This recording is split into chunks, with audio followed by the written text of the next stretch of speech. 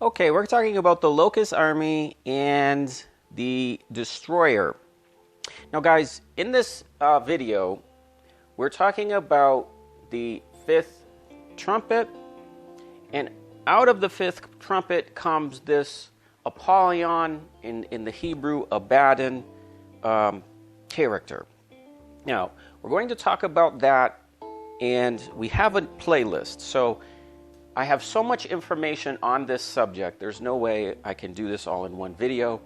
Obviously, previously, before, we talked about the aliens, the different classes of them, the Nordics, the frogs, and the reptilians, all expressed by coming out of this bottomless pit and being held in incarceration for the last days. That's what's going on.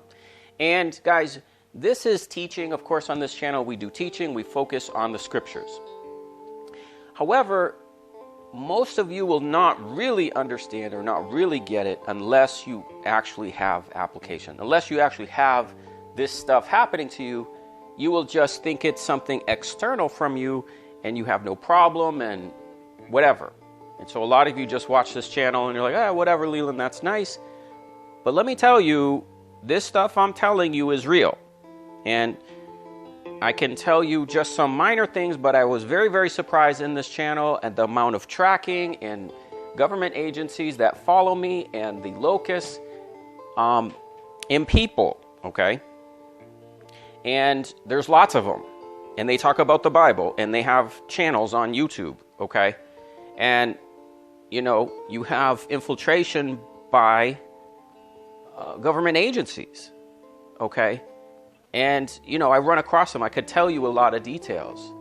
But it was very strange to me. I'm like, why would anyone care about me? I'm just, a nobody, teaching the Bible on YouTube. So if I travel and people say, okay, what do you do? I say I'm a teacher. And I am. That's what I do, okay? But I've had huge problems. I could tell you a lot of details about how this stuff works. I've learned how it works. And there's entire networks and lots of stuff, okay? But let's remember, our war is spiritual. And these are spiritual entities. However, there are, at the top, there's agencies, there's people in governments of countries that are in contact with these entities, okay? These are principalities and powers. And this is the war. So unless you're actually trained in the army, none of this stuff is going to happen to you. For example, if you are a civilian, you don't know anything about what's going on in the army. You haven't gone through boot camp. You haven't done any training. So unless you're in the army, unless you're in the fight, unless you're in the war, you won't even know that there's an enemy, because the enemy is mostly concerned with information and deceiving you. So if you don't know there's a war, if you don't know there's an enemy, or if you just create so much confusion around the enemy, then you can't make a decision on what to do, how to get in your order, in your ranks, okay? So what happens is that the fifth trumpet gives us an army. And the sixth trumpet gives us an army. That's the clash that's going on. That's the war, okay? And go ahead, search, look, see if anyone is telling you this. They'll tell you both are the devil. No, they're not, okay? There's the Lord of hosts has an army. Okay? Now, the way you understand this is when you read Revelation, where are the angels coming from? Okay, let's get right into the scriptures. Let's get right into Revelation chapter 9. All right. And guys, this is so terrible. I really feel sorry for all the people that listen to other people teaching on the book of Revelation. I take this stuff very serious because it says you will have plagues. It says your name will be removed from the Lamb's Book of Life if you remove things in the prophecy, okay? And that's what people are doing. They're removing things from the prophecy. They're adding things to the prophecy. Add to the things of prophecy. You're going to add plagues. You're going to have plagues. But Revelation 9, and the fifth angel sounded, and I saw a star fall from heaven. Okay, now, heaven, what's that? That's a star falling from heaven. This heaven is the throne. Heaven is good, okay? Unto the earth, and to him was given the key of the bottomless pit. And actually, this word bottomless pit is unique. Now, in English, when we say the word abyss, okay, that's one of the Greek words here, abyssos. So when we get the root of the word abyss in English comes from this word abyssos, bottomless pit. However, there's something unique here to where you have two words. So in the Greek, the word bottomless is abyssos, and then the word pit is phrerer, or pit or well. So normally what happens is when you read in English, it says bottomless pit. Those are two words. But everywhere else, it's just one word in Greek, abyssos. But here, it's not one word. It's two words. It's abyssos and phrerer, okay, which means a pit or a well. So what that means is this is a unique opening of what's going on here, okay? And he opened the bottomless pit, and there rose smoke out of the pit as a smoke of a great furnace. And the sun of the air were darkened by reason of the smoke of the furnace. So there are many indications throughout the book of Revelation where you have the sun darkened, the moon blood. Okay, these are eclipses. These are markers. Okay, and we just had this one. This was a solar eclipse. This was the one that was seen over in Asia. Okay, so we're in this time. Okay, you'll see there's time here. What? They have 5 months. Okay, so, and there came out of the smoke locusts upon the earth, and to them was given power as scorpions of the earth to have power. Now, the scorpions here and the power and the sting, this relates to the mark of the beast. Okay? Well, for time's sake, not going to turn there, but if you go to Ezekiel, you'll see Ezekiel gets the seal of God, and then those that have that were scorpions came against him. And that's exactly what you see here. You see in verse 4, the locusts could not touch those that had the seal of God in their foreheads. So guys, these locusts, it's not just locusts, okay? You can see it's locust, it's a scorpion, okay? They have, they're described as horses. They have the faces of men. They have hair of women. They have teeth of lions, okay? They have breastplates of iron. They have wings, okay? It's also the sound of chariots, okay? So look, we're telling you the truth, man. It's not that, this is an area of great deception, but we're telling you the truth. This is locusts, okay? They come out of the bottomless pit. They come out of the abyssos. They come out of incarceration. Enoch talks about these, okay? But all these things are separate things that are details that John sees in the locust, but they're all different categories of what's going on. Okay, so you can see chariots. We're telling you, these are UFOs. Okay, these are visiting governments. Okay, this is going on. You can see they have faces of men and hair like women. These are Nordics, watcher type, entities. Okay, locust has to do with, not just, insects, locusts and scorpions, but also the reptilian style entities. Okay, so guys, there are people that are deceived by this stuff. There's people that are harassed because the governments of the world allow this stuff to happen, and when they do, these things just give free rein over the people to do these things. But look, they can't touch those that have the seal of God.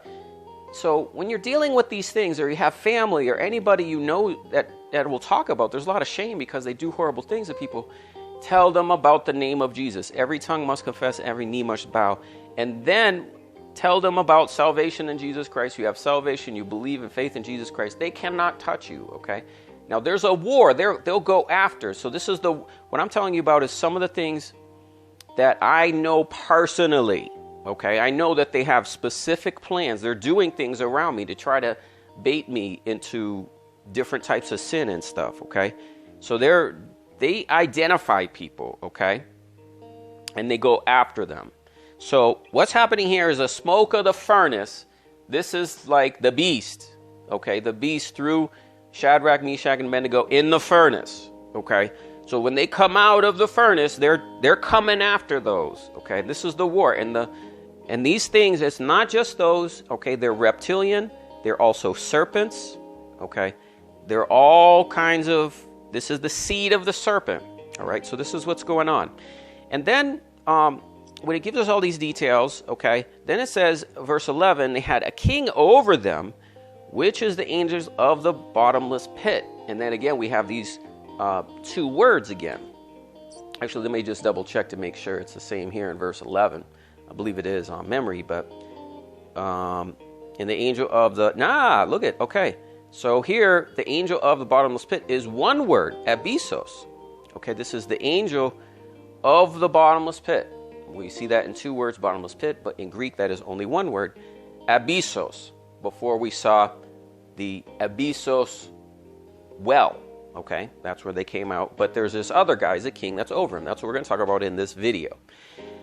Whose name in the Hebrew tongue is Abaddon, but in the Greek tongue is Apollyon. Now, some of you may be familiar with CERN, okay? And yes, CERN has a statue of this thing. This is the statue at the Hadron Collider, CERN, and it is a Hindu god called Shiva, and I believe it means destroyer of worlds or something to that effect. And some of you may be aware of this thing, this statue. And this is, yes, you can see it's a portal, and you have the destroyer of worlds standing at a portal. So yes, this is part of the process of the release of the Locust from the bottomless pit. So I know many of you know this, okay? But the thing we want to impress is that most of you in a Western education and mindset, you only think it's one thing. So yes, this is an actual entity called the destroyer. We have a gate, okay? So yeah, this is Apollyon. This is built close to some ancient Apollyon site.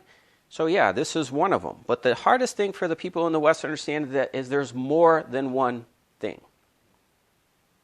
Now next we're going to look at Donald Trump's penthouse. Here you can see his penthouse. And in it, we also have the Apollo.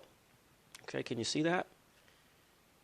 We have a picture of Apollo in his chariot. So remember, we saw the locusts. They had the sound of what? Chariots.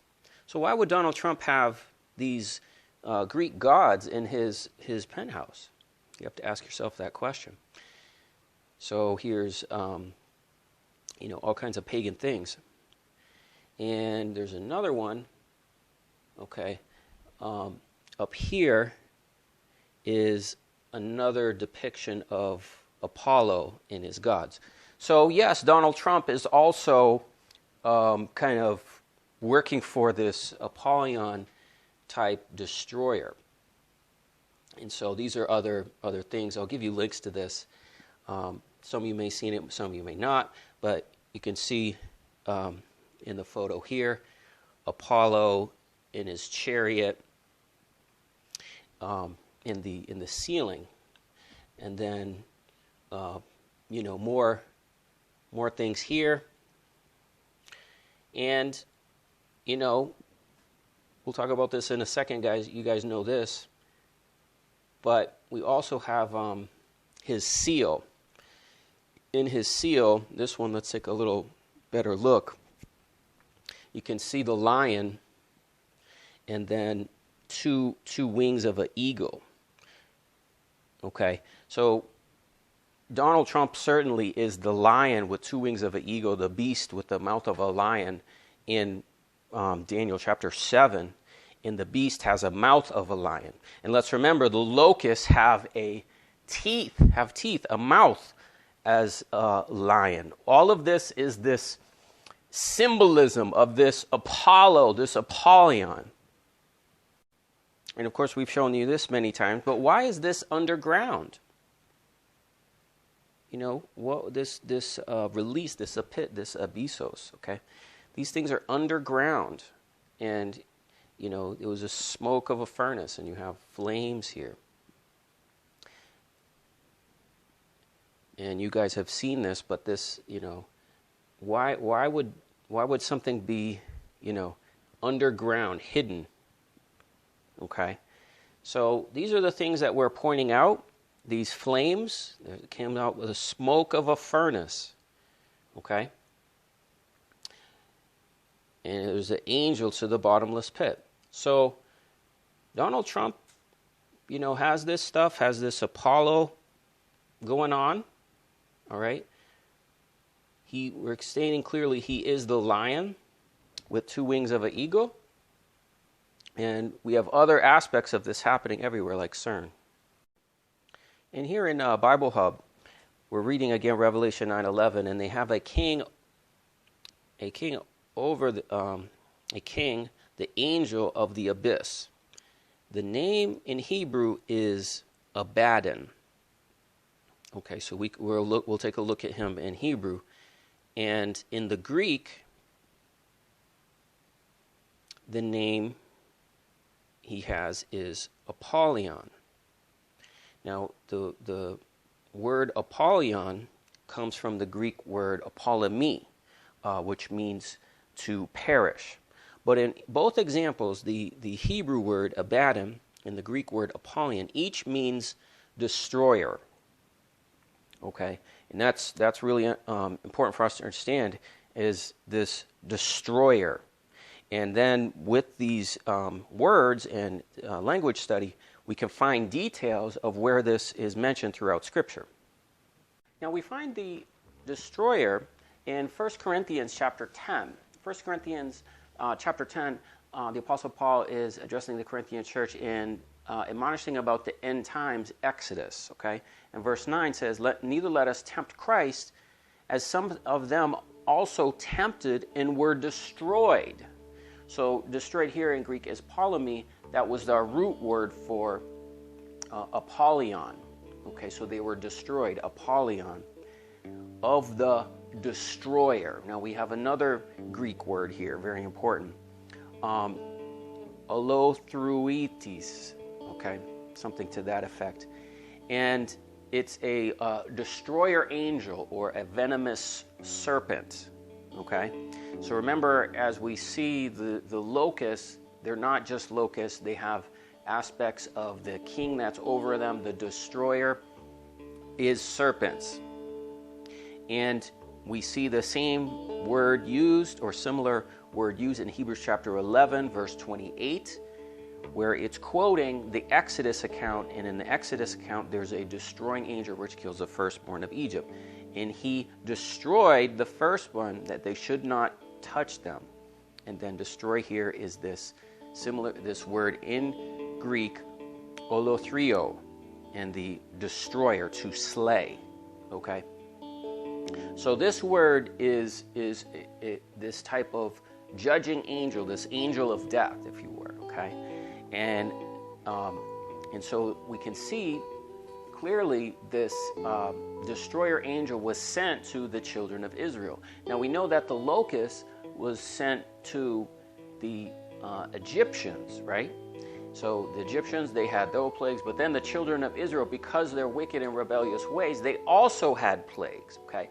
And this is important for us to understand, is that the enemy knows that there are plagues that are on the world, okay? There are plagues that are killing mankind. So the devil still kills and destroys, wants to destroy everybody, but his focus is on those that have the promise to enter the promised land, the people of God, okay? And so he deceives them and gets them into sin, and then once they get into sin, plagues come. And that is exactly what you see with the children of Israel in the wilderness. Whenever they started complaining, they are influenced by their carnal natures, and then they complain, they commit sin, and then they have plagues happen to them. So this is exactly what this locust army is doing. It's trying to get the people to sin, and then if you sin, then the destroyer angel will come, the judgment and the plagues will come. Okay, so that's how we're being admonished by the Apostle Paul in 1 Corinthians, that look, yeah, those plagues, the locust happens to the world, okay, but there's also plagues that happen to the people of God. And this subject is the most confusion in Christianity. I mean, of course, most people don't even think the book of Revelation has any pertinence, but it is these two trumpets, the fifth and sixth trumpet, that is the war. Now, the enemy knows this, okay? But the Christians don't know this. They don't understand this war. They don't understand any of this. They don't have any proper interpretation of any of the stuff we're telling you. But once we just do some word studies, once we just identify these things, yes, they're happening, okay? And we have this king that's over them. All right, we had talked about this before, but let's go back to it. Let's go back to Proverbs. We go to Proverbs and we go to chapter 30. In Proverbs chapter 30, we see the locust, okay? And and there are four things little upon the earth that are exceedingly wise, okay? In verse 27 in the King James, it's not the best translation here. A more direct translation of the Hebrew is king, nothing, locusts, come out, archers.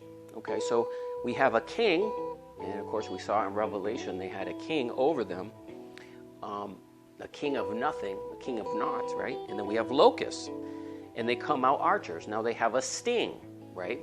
They have a sting of scorpions.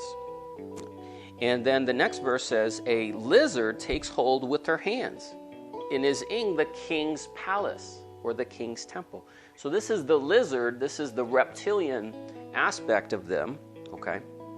And verse 30 says, a lion which is strongest among the beasts. Remember, they have a mouth of a lion.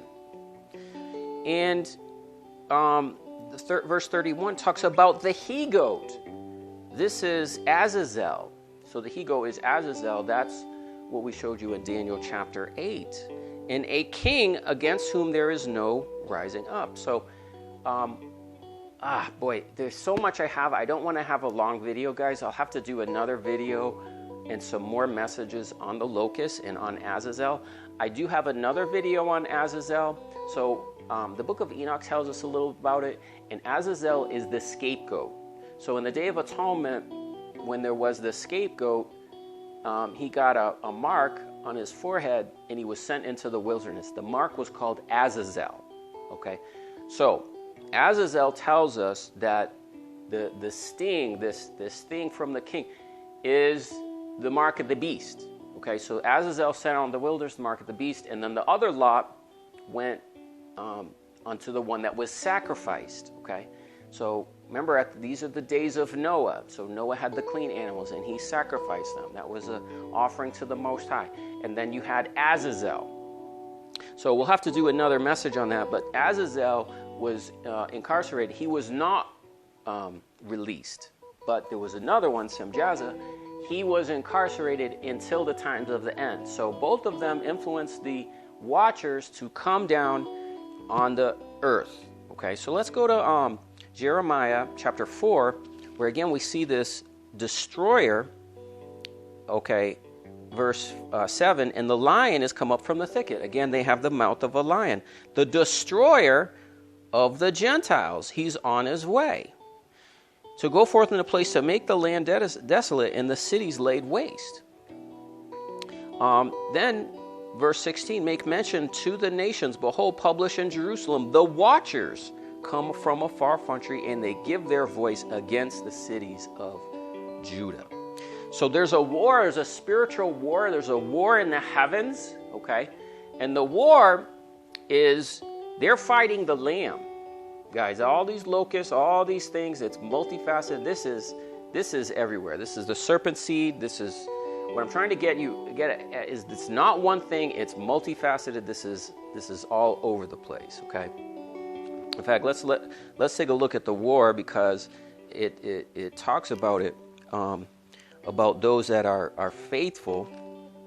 Here we go, Revelation 17, verse 14. These make war with the Lamb, and the Lamb shall overcome them, for he is Lord of lords and King of kings. And they that are with him are called, are eklektos, chosen and faithful. Okay, so this is the war that's going on. Okay, and you have this release of the bottomless pit, the release of these entities. Okay, so again, as we do our word study, we have this Hebrew word for destroyer, sahat. So that's here. We also saw examples of that in Exodus 12, verse 23, where they put the blood on the doorpost and the destroyer passed over. Okay, so that's this angel of death. Okay, so the other reference that the Apostle Paul made was the situation when the children of Israel complained and they were sent serpents among them. This is in Numbers chapter 21, verse 6. And the Lord sent fiery serpents. Now this is two Hebrew words. The word fiery, when we read it in English, the word in Hebrew is seraph. Okay, and a seraph is a reptilian type entity. And then there's serpents, nahas, okay, among the people. And they did bite the people. Okay, so this is the sting of the scorpion, the sting of these people. So the people complained much, and much people died. Therefore the people came to Moses and said, we have sinned, and we have spoken against the Lord. And we pray that he take away the serpents from us. So Moses prayed for the people, okay? So this is these serpents, okay, and this bite. So this is the same thing. We can see the locust, they have a bite of a scorpion. You have a serpent. Now, the seraph relates to the reptilian aspect of the creature. And in Isaiah 14, this same word, seraph, is used about them flying, okay?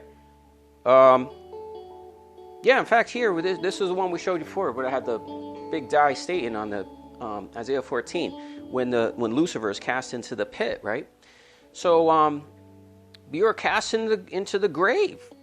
And then in verse 29, it says, because they smote him, they smote you as broken, for out of the serpent's roots or seed, the serpent's seed, shall come forth a cockatrice or an adder, okay, a viper, and his fruit shall be a fiery flying serpent. Okay, so the locusts have what? Wings. And here we have fiery. This is the word seraph that we saw, okay? Serpent. So that's what these things are, okay? And you can see they smite, they have a bite, they come from Satan's seed, okay? But they're influencing people, and they're at war to kill the saints of Most High and actually go to war against the Lamb and against the Lamb of the Most High. So there we can clearly see this seraph. This is part of these locusts, okay? And the other thing is, this is why this is just, the enemy has all hands on deck, guys. So this biting of the serpent is also Mystery Babylon. In Proverbs 23:27, a whore is a deep ditch, and a strange woman a narrow pit. So we could see the locust coming out. We could see this king. Okay, but the whore, Mystery Babylon, is also part of this whole thing. Verse 28, she lies in wait for prey. And at last, it bites like a serpent and stings like an adder. Okay, that same word that we saw for cockatrice is adder. Okay, and here you have Mystery Babylon involved with this. Okay, stings like an adder. All right, so she is in on this. Okay, so we've told you before, the locust in Nahum chapter 3 has all the characteristics of Mystery Babylon. There's a lot of witchcraft. There's a lot of things that go into this. This is how they deceive the people. And this is why you have very, very few people telling you the truth. Okay, telling you what's really going on. They want you to think that it's all external problems. Okay, no, these are things that we're doing that are not pleasing, and then look, God will judge us. Okay, so there we could see Mystery Babylon. And the next thing we want to do when we go to the Hebrew scriptures is we want to look at this word Abaddon, right? So Abaddon is, as it said in Revelation chapter 9, verse 11, it's clearly a word in Hebrew. So we can just look this word up. We can find some examples of it. let's go to Job. So the word Abaddon appears in the kind of books of wisdom, if you were. So in the book of Job, Psalms, Proverbs, I think that's it. Maybe there's one other book. But that's this word. Remember it said, in the Hebrew tongue, Abaddon. Well, in Job chapter 26, in verse 6, it says, actually, go to verse 5. Dead things are formed under the waters. Now, dead things here in the Hebrew is Rapha. These are the ghosts. These are the evil spirits. These are the disembodied entities of the Nephilim. Okay? Dead things are formed under the waters and the inhabitants thereof. Hell is naked before him, and hell there is Sheol. Okay? And destruction has no covering. Destruction in the Hebrew is Abaddon. Okay, hell is naked before him. Destruction has no covering. So Abaddon is a place here. Okay, and in verse 26, it gives this notion of a place that is not hidden from the Most High. Then when we get to Job chapter 28, it's here, right? Yeah. It's a similar description, seeing it is hid from his eyes. There's nothing in the land of the living. The birds of the air can't see it. Destruction and death say. Okay, now a place doesn't say, but a person says, an entity says. So destruction is Abaddon. So Abaddon says, we have heard the fame thereof with our ears. So now we have Abaddon as a person, destruction and death. And so we can see the aspects of this angel of death, this destruction, this Abaddon. Okay?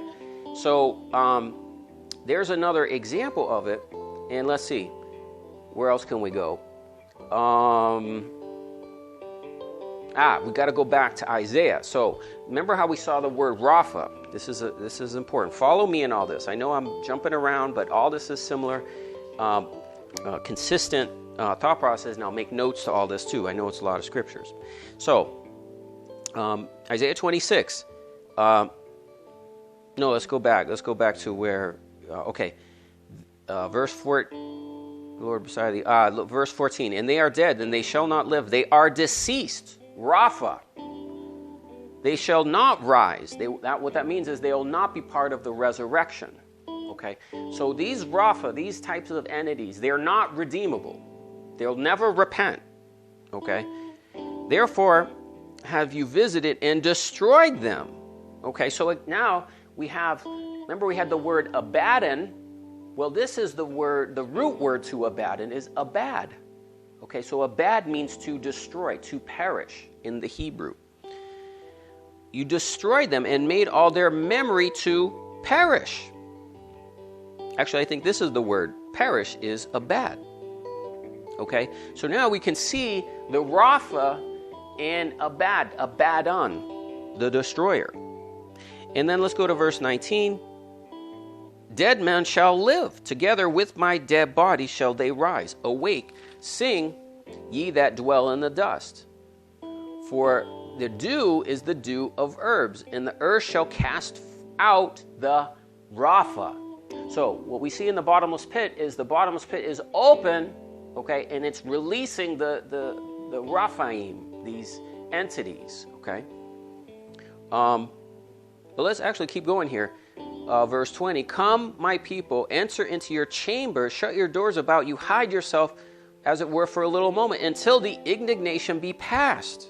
So this is this time we're in where we must, remove ourselves, because these things are relentless. For behold, the Lord comes out of his place to punish the inhabitants of the earth for their iniquity.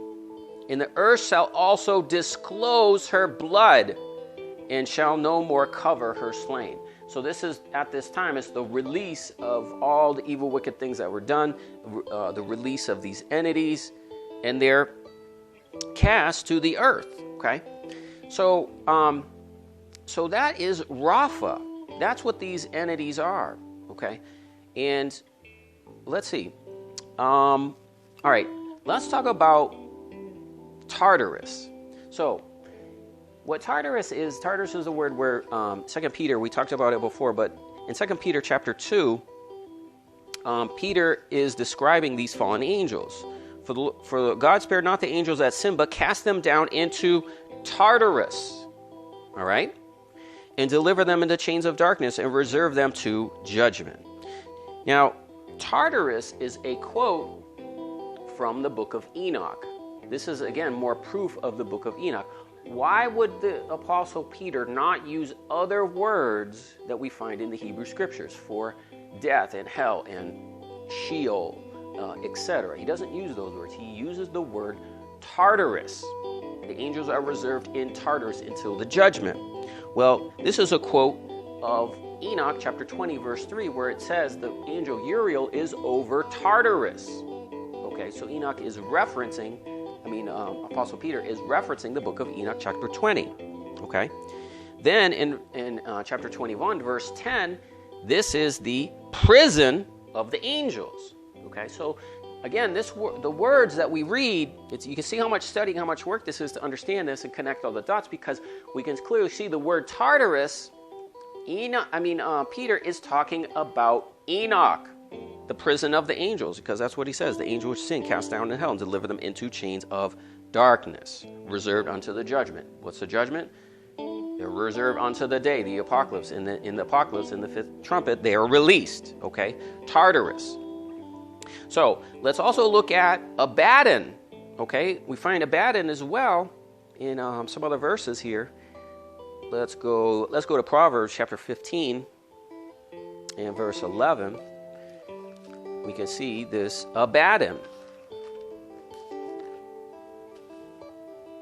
Hell and destruction are before the Lord. How much more the hearts of the children of men?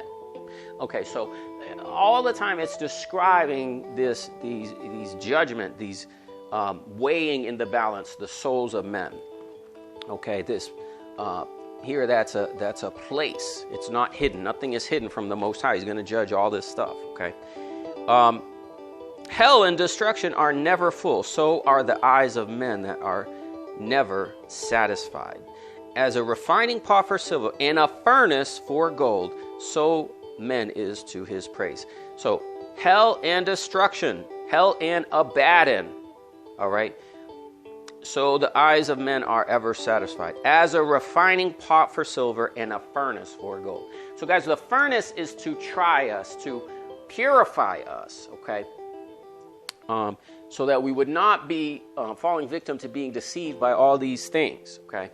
And, keep in mind that, the Most High is the one that sent all this stuff. Remember, in the garden, there was, the serpent was in the garden, okay? So this has always been. It's nothing new. So when he said, release those plagues, he said there were frogs and locusts, and he said he sent evil angels among them. So let's not be angry with the Most High. His ways are righteous and true, okay? But how do you overcome without an adversary? You must have an adversary, okay? You must overcome something. You must gain victory over a opponent. So that's what we have, is these are these opponents, these Abaddon, okay? Now let's call out the strange woman. Let's call out Mystery Babylon as well, because the church is in on this, okay? The false leaders in the church, you can see in 2 Peter and Jude, they put the fallen angels in the same category as the teachers, okay? They have the same judgment. They have the same thing. Well, why? Because they're influenced by the strange woman. Guys, the things I'm telling you are not difficult. They're not hard to understand. All you have to do is just read the Bible, do some word study, take a little time, and you'll see this, okay? But you'll see that there's so much confusion, that shouldn't be. Okay, let's go to Proverbs 2:16. To deliver you from the strange woman, the stranger that flatters with her words, which forsakes the God of her youth and forgetteth the covenant of her God. For her house inclines unto death. In her paths are the paths unto the dead. Rapha. Okay? None that go into her return again, neither take hold on the paths of life. So, this is the judgment of those influenced by Mystery Babylon, the false doctrine, the lies, okay? And that's what is influencing all these people. You have all these false Christians and worshiping Donald Trump, where we're seeing his connection to Apollo. I mean, it's ridiculous. But Proverbs 9:13, the foolish woman is clamorous. She is simple. She knows nothing. For she sits at the door of her house and at the seat of the high places of the city to call passengers to go forth to her ways. Who is simple? Let him turn in hither. For him that wants understanding, she says to him, stolen waters are sweet. Bread eaten in secret is pleasant. But they know not that the Rapha, the dead, are there, and that her guests are in the depths of hell. So that is the end result of Mystery Babylon's teaching, okay? And now, the aspects of this Abaddon, this serpent, okay, is what you see in Christ's first coming. When Christ's first coming, he says, you are a generation of serpents and vipers. You do the works of your father, the devil. Okay, so what is it that they wanted to do? They wanted to war against the Messiah. So that was the war with the Jews at Christ's first coming, where they were influenced by this dragon, this whole system, Mystery Babylon, all this to where they crucified the Messiah. And we should pay attention to the things that he admonished. Beware of the leaven of the Pharisees, okay? So guys, we have a clear understanding of who Abaddon is, okay? Who is this, okay? With our references there to the book of Enoch. In the book of Enoch, the one that is Abaddon, that is Apollyon, okay? In the other Greek word that we had listed, this angel of death, okay? In Enoch, it is Semyaza, okay? And he was incarcerated for the times of the end. I forget what it is, if it's 70 generations or 120, I think maybe 120 jubilees, something like that, would bring him to the times of the end, and then he'd be released for the judgment, all right? Well, that guy, that entity there that the book of Enoch talks about is Semyaza, is Abaddon, is Apollyon, okay? So it's not that he's necessarily, the devil or any one thing. He's an angel of death, okay? And it's a king is over them, okay? And there's an order to that. So guys, that's what we're dealing with here in this Locust army. I have a playlist on the Locust army. I encourage you to watch it. But we have all these aspects we have to include, and we're going to have some more. So guys, thanks for watching. As we say, watch and pray. You be counted worthy. Escape all these things. Amen.